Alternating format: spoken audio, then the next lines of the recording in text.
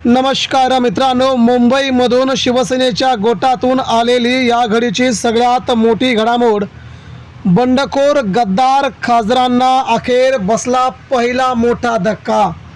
ओमराजे निंबाळकर यांना शिंदे सेनेत गेल्याबरोबर पहिल्या धक्क्याने अखेर त्यांना उडाली एकच खळबळ. संपूर्ण जिल्ह्यातील बंडखोरीनंतर धाराशिवमध्ये उडाली एकच खळबळ. ओमराजे निंबाळकर यांच्याबद्दल नेमकं काय घडलं मित्रांनो, सविस्तरपणे जाणून घेऊया. महाराष्ट्रात उद्धव ठाकरेंशी गद्दारी केल्याच्या नंतर ओमराजे निंबाळकर निवडून येणार नाहीत किंवा त्यांच्यावरती गद्दारीचा शिक्का बसला, अशा प्रकारचे आपण सोशल मीडियावरती बऱ्याच कमेंट्सचा पाऊस पाहिला. परंतु आता मात्र या बातमीने ओमराजेंना झोप देखील लागणार नाही, अशा प्रकारची ही बातमी मित्रांनो समोर येते आहे. शिवसेना प्रमुखांनी ओमराजेंच्या डोक्यावरती हात ठेवत आपल्या वडिलांची भूमिका बजावली. मात्र ओमराजेंनी एकदा आमदारकी दोनदा खासदारकी भूषवल्याच्या नंतर त्याच शिवसेनेच्या पाठीत खंजीर खुपसून शिवसेना पक्षप्रमुख उद्धव ठाकरेंना मात्र त्यांनी सोडण्याची जी किमया केली, यामुळे राजकारणातून ओमराजे संपले, अशा प्रकारची धाराशिवकरांची तीव्र भावना आता समोर येत आहे. परंतु त्याहीपेक्षा आता झटका ओमराजेंना मिळतोय. यामुळे महाराष्ट्राचं राजकारण ठाकरेंच्या भोवती मित्रांनो कसं फिरतंय हे आता बघूया. यामुळे ओमराजेंनी पुन्हा उद्धव ठाकरेंकडे येण्याचा विचार केलाय. नेमकं काय घडतंय मित्रांनो, सविस्तरपणे बातमी आपण जाणून घेऊया.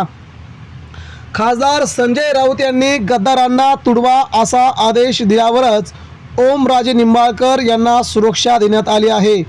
2024 सालच्या लोकसभा निवडणुकीत जनतेनं स्वतःच्या खिशातील पैसे देऊन तुम्हाला निवडून दिलं, परंतु तुम्ही जनतेच्या मताची प्रतारणा केली, अशी टीका शिवसेना धाराशिव जिल्हा प्रमुख रणजित पाटील यांनी ओमराजेंवरती आगपाखड केली आहे.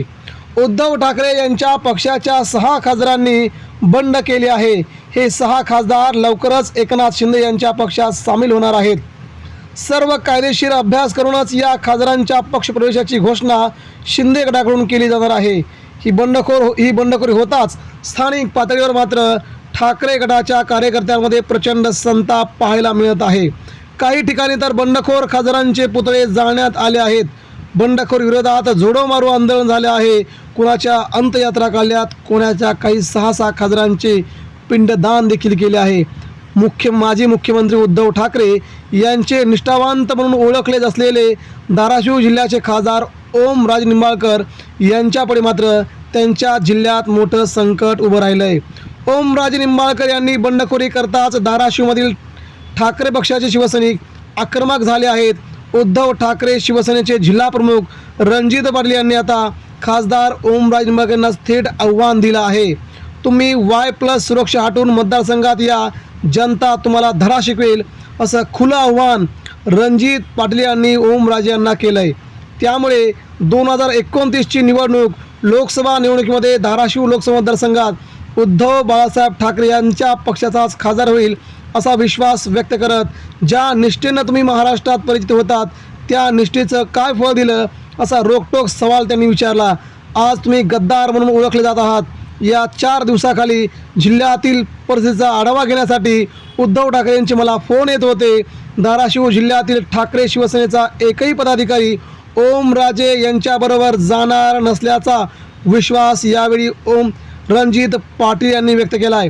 खासदार संजय राऊत यांनी गद्दारांना तुडवा असे आदेश दिल्यावरच ओमराजे निंबाळकर यांनी शिवसेना सोडली आणि त्यांना ZY+ सुरक्षा दिली.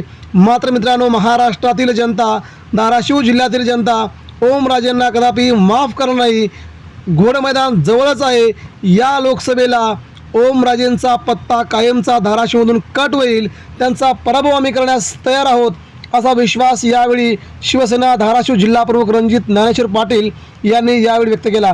यामुळे महाराष्ट्राच्या राजकारणामध्ये मित्रांनो ओमराजेंना मात्र मोठा धक्का बसला आहे. सोशल मीडियावरील जवळजवळ 1 लाख सदस्यांनी त्यांची साथ सोडली असून आता धाराशिव जिल्ह्यातील एकही पदाधिकारी ओमराजेंसोबत जायला तयार नसल्याचं त्यांनी म्हटलं आहे.